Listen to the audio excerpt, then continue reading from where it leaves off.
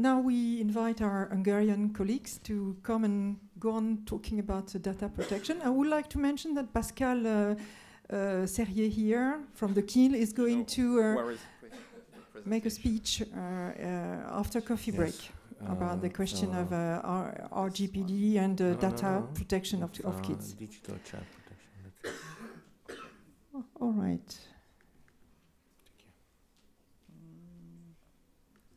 It seems that the question of well-being protection is an important question to mention here in that PLA.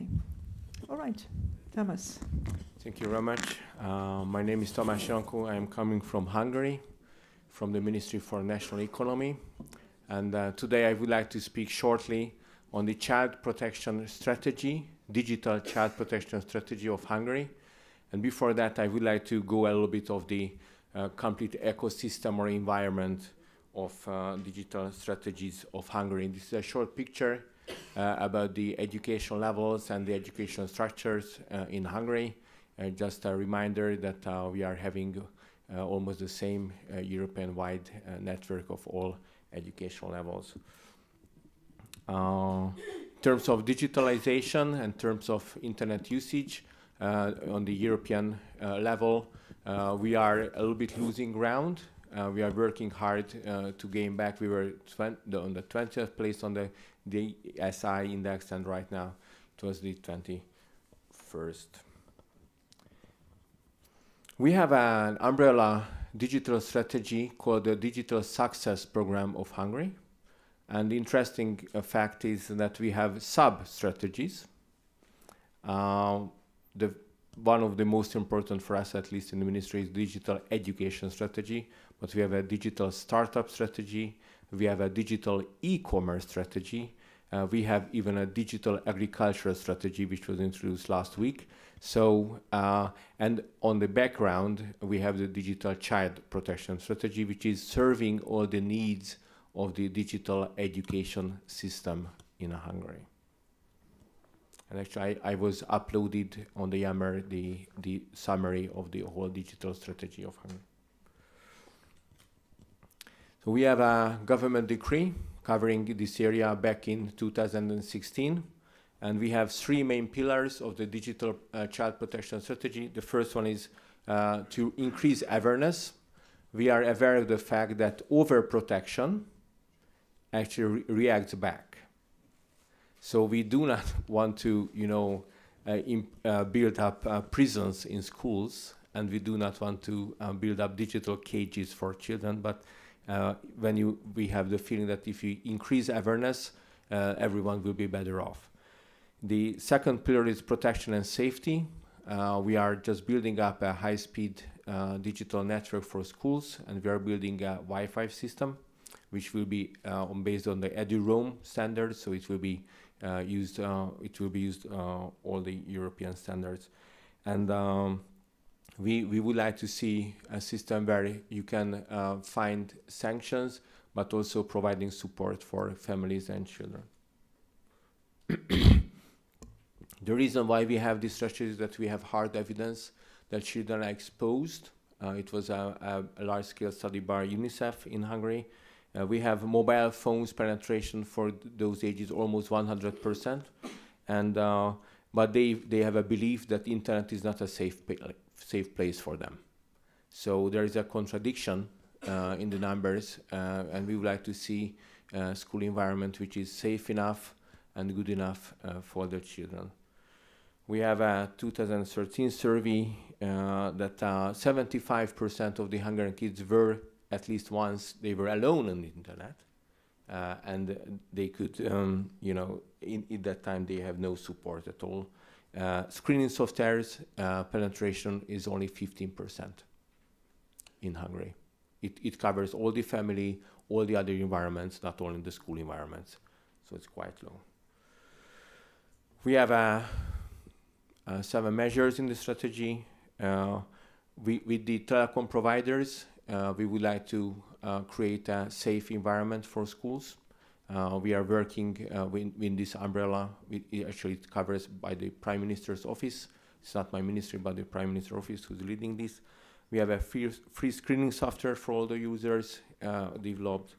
We would like to establish a blacklist, whitelist for all the contents. I guess it's all the same like in France. We would like to see a central support website for valuable contents, you know, to balance a little bit.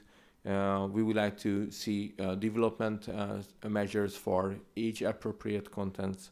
And in the meantime, and to create a better thinking of the whole issue, we are already started campaigning all over on the domains.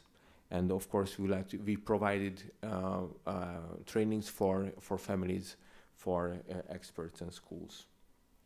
We have already some results on this strategy, which was provided by my colleagues.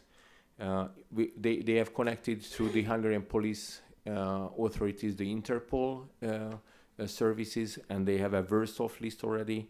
They have actually changed the statistics on criminal offense of Hungary, and they introduced the cybercrime and cyberbullying as a new category in the statistics because it was unheard of before.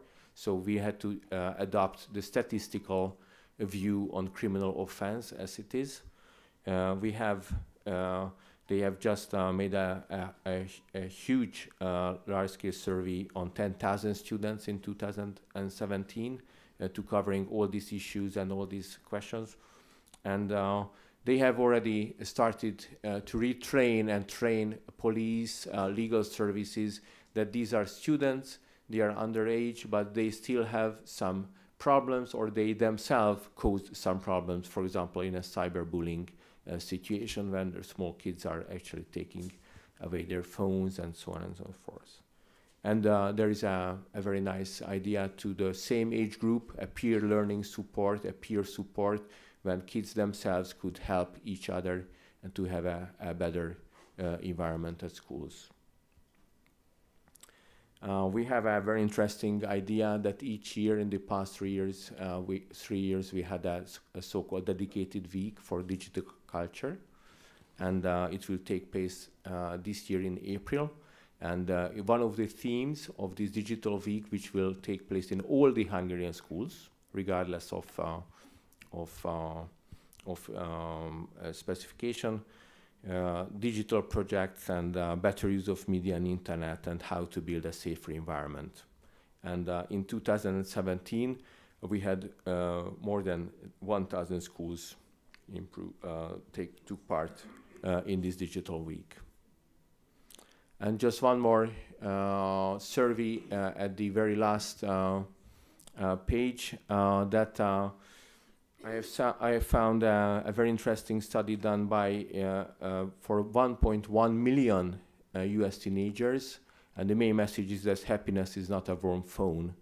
It turned out that all those kids after 2012 who spent daily more than 1 hour on any kind of social network and social media and any kind of interface, their well-being level, their mental health just went down. And even in a very harsh depressive symptoms came out from the study. So it is just another warning sign that it's really nice to have your screen time. It's really nice to have several screens at home, several screens at school, but you need to be very careful because human brain and human mental health was not designed for social media usage. So you see the link for the study. So actually that was my short presentation introducing. Thank you very much.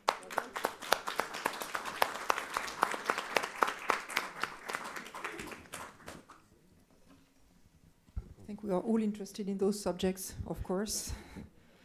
And maybe there are questions. We are talking of students' well-being here.